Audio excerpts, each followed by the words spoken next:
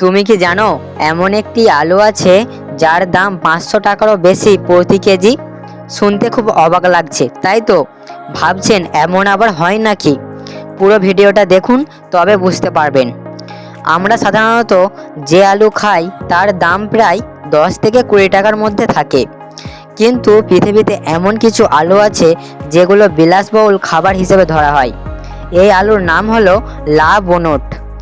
এটি মূলত ফ্রান্সের একটি বিশেষ দ্বীপে চাষ করা হয়। এবার বলি দাম কেন এত বেশি। বছরে খুব অল্প সময়ের জন্য পাওয়া যায়, খুব কম পরিমাণে উৎপাদন হয়, সম্পূর্ণ হাতে তুলে সংগ্রহ করা হয়। এই সব কারণেই এর দাম 50,000 টাকারও বেশি হয়ে যেতে পারে প্রতি কেজি। এবার বলি এই আলুর স্বাদ কেমন। অনেকেই বলে এই আলুর স্বাদ সাধারণ আলুর থেকে অনেক বেশি ক্রিমি এবং ইউনিক।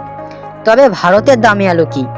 ভারতের কিছু রেয়ার জাতের আলু আছে যেগুলোর দাম সাধারণ আলুর থেকে অনেক বেশি, বিশেষ করে অর্গ্যানিক বা সিড পটেটো, যেগুলো কৃষকেরা চাষের জন্য ব্যবহার করে। শেষ টুইস্টটা শোনো, তাহলে ভাবো যে আলু আমরা প্রতিদিন খাই আর এই লাক্সারিয়াস আলু, দুটোই আলু, কিন্তু দামের মধ্যে পার্থক্য একদম আকাশ পাতাল। তাহলে তোমরা কমেন্টে বলো কোন আলুটা ভালো।